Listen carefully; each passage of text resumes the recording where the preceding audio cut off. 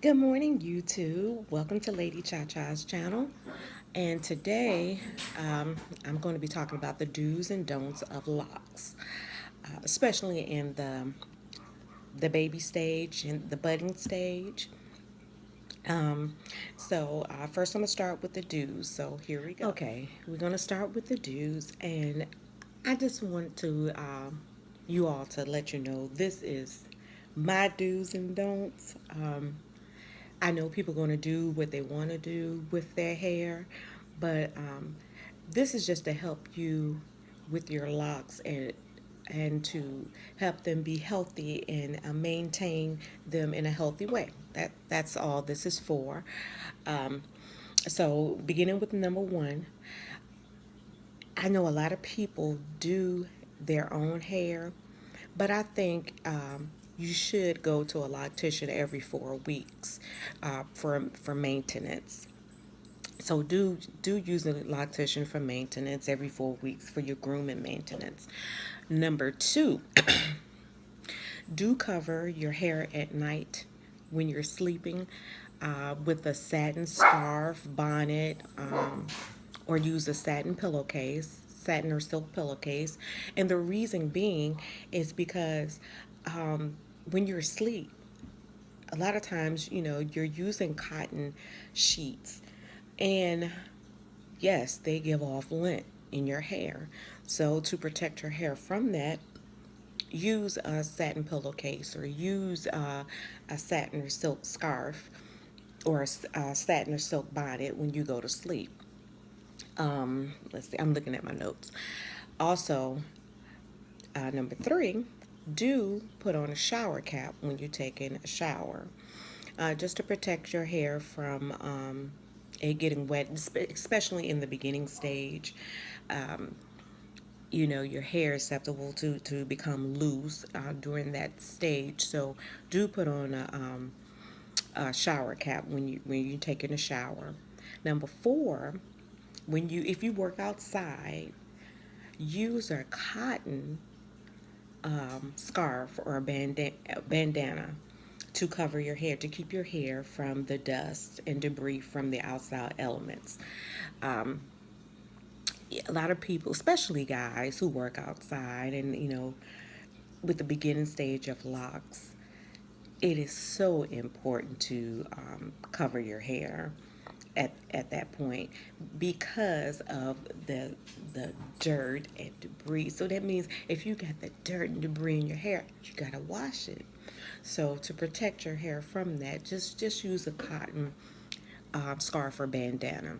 Now for the don'ts are, let me see. Number one, when starting locks, do not get your hair wet. Now, this is the regular traditional locks. I'm not talking about sister locks, just the regular traditional locks. Do not get your hair wet in between salon visits because you want your loctician to maintain your hair. You want your loctician to groom your hair. You want your loctician to help you along the way to healthy locks. And those of you who do them yourself, set a schedule. Do set a schedule as to when you shampoo your hair. This is in the beginning stage. Remember, this is what I'm talking about, the beginning stages. Because, like I said before, when starting locks, your baby locks, it is so easy to unravel. So this is why we say don't wash your hair for 4 weeks so you can give your hair enough time to process that locks to start processing. So number three, no, I'm sorry, that was number two. Number two is no chlorine. So don't dive in the pool, please. You don't want to get chlorine in your hair. So if you get chlorine in the hair, guess what? You need to wash your hair. So number three, don't try to retwist when the hair becomes unraveled. We see it becoming unraveled and we want to twist and twist. And I did that right here with one of my locks. I did it, and I kept retwisting it and retwisting it. And what had happened was,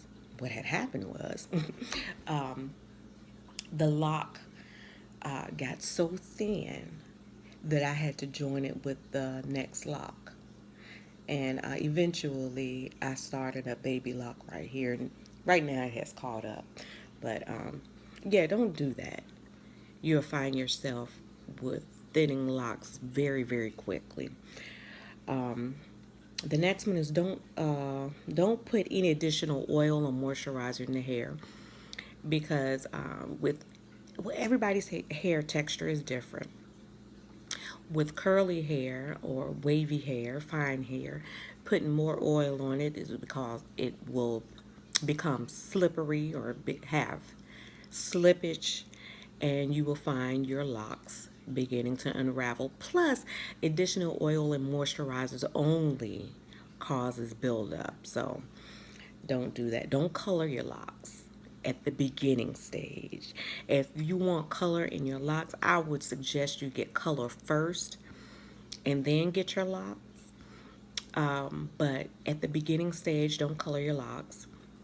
Again, because it would cause the locks to unravel, because you're disturbing the process of the locking, the budding of the locks. Now, don't do this with any stage. Don't use beeswax. Don't use honey. Don't use straight pure shea butter. Don't use carrot oil or any product with carrot oil, because those products are very, very thick. A lot of people use beeswax anyway because of the hold. I do not use beeswax. I have never used beeswax. My personal opinion about, I really hate to call out a name, but I'm going to do it anyway. I don't use Jamaican mango and lime because it's a petroleum-based product, and the product is very heavy and causes a lot of buildup. I just do not use those products in your hair. If you use Jamaican mango and lime and you like it, then it's your prerogative to use whatever you want. Like I said, these are my personal do's and don'ts. So don't use Kimmy oil because that's very heavy. I always use a light oil. Now, I have used heavy products such as, which is my next don't, jam to retwist. No brown gel or clear gel. Brown gel, like the Ampro gel, I love for relaxed styles. If your hair is relaxed, I love Ampro. It has protein in the gel. I love it, but I do not like it for locks. Do not use any type of brown gel for locks, because if you have ever used brown gel on natural hair, when it dries, at first it looks okay, but as time goes on, the brown becomes dusty looking, and you don't want your locks to look dusty. Clear gel, a lot of these gels that say non-flaky, guess what? A lot of them flake. So don't use those gels on your locks. Use products that are for locks, to retwist your locks. Now, like I said, people will do what they want to do with their hair, and it's their prerogative to do whatever you want to with your hair. But this is my disclaimer. This is my personal do's and don'ts for hair. And this would just help your hair to be a healthy look, very maintained and groomed if you do these do's and don'ts. Now, as for sister locks, that's a whole nother sister locks and micro locks. That's a whole nother issue right there. These are just for traditional locks. So that's pretty much it for my do's and don'ts. Um, all of these educational type videos that I'm doing are I have to put this disclaimer in as well. I had taken a class some years ago, and the loctician that actually did my hair, she helped along with my these educational tips that I'm giving you. So I would like to give a big shout out to Anita Moses of Braids and Dreds in Richmond, Virginia. And the salon is called B.A.D. I like that. B.A.D.